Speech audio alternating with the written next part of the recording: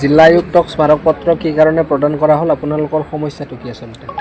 আমাৰ সমস্যাটো এনেধৰণৰ আমি আসাম ৰাইফল আৰ্মিৰ আণ্ডাৰত অপাৰেশ্যন ডিউটি কৰোঁ কিন্তু আমি আৰ্মিৰ দৰে বেনিফিটটো নাপাওঁ তাৰ ডিমাণ্ডৰ বাবেই আমি এই স্মাৰকপত্ৰ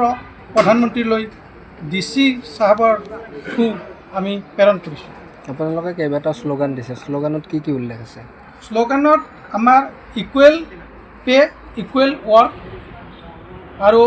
আমাৰ আসাম ৰাইফল ইণ্ডিয়ান আৰ্মিৰ লগত চামিল হ'ব লাগে আমি MOD অৰ্থাৎ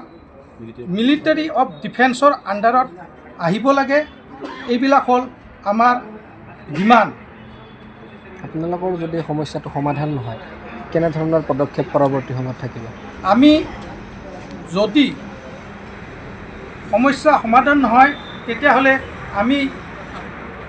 পৰ্যায়ক্ৰমে আমাৰ দাবী আগবঢ়াই আগলৈকে লৈ যাম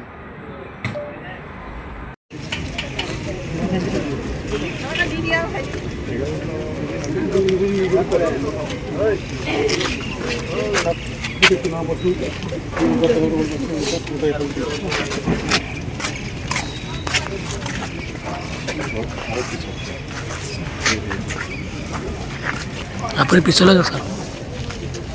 ছাৰ নমস্কাৰ আমি আজি মেমৰিয়ামখন দিবলৈ আহিছোঁ মেমৰিয়ামখন দিয়াৰ অৰ্থটো হ'ল আমি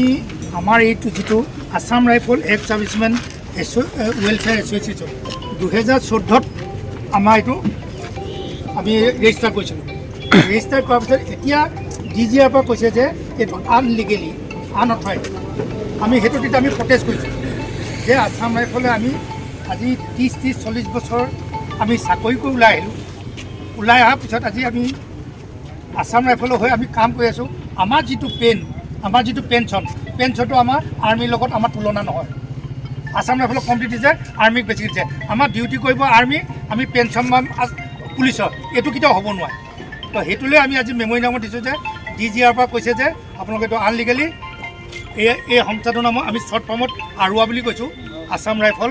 এক্স ছাৰ্ভিচমেন ৱেলফেয়াৰ এছ'চিয়েশ্যন গতিকে শ্বৰ্ট ফৰ্মত আৰুৱা NT বুলি আমাক DGৰ পৰা কৈছে গতিকে আমি সেইটোত প্ৰটেষ্ট কৰি পিনি আজি আপোনাক এখন মেমৰিয়াম দিব বিচাৰিছোঁ আৰু মেমৰিয়ামখন আপোনাৰ থ্ৰু দি প্ৰধানমন্ত্ৰীলৈ দিবলৈ বিচাৰিছোঁ আজি সেইকাৰণে আজি আমি গোটেইখিনি একেলগতে সময়মতে হৈ আপোনাক এই মেমৰিয়ামখন দিব বিচাৰিছোঁ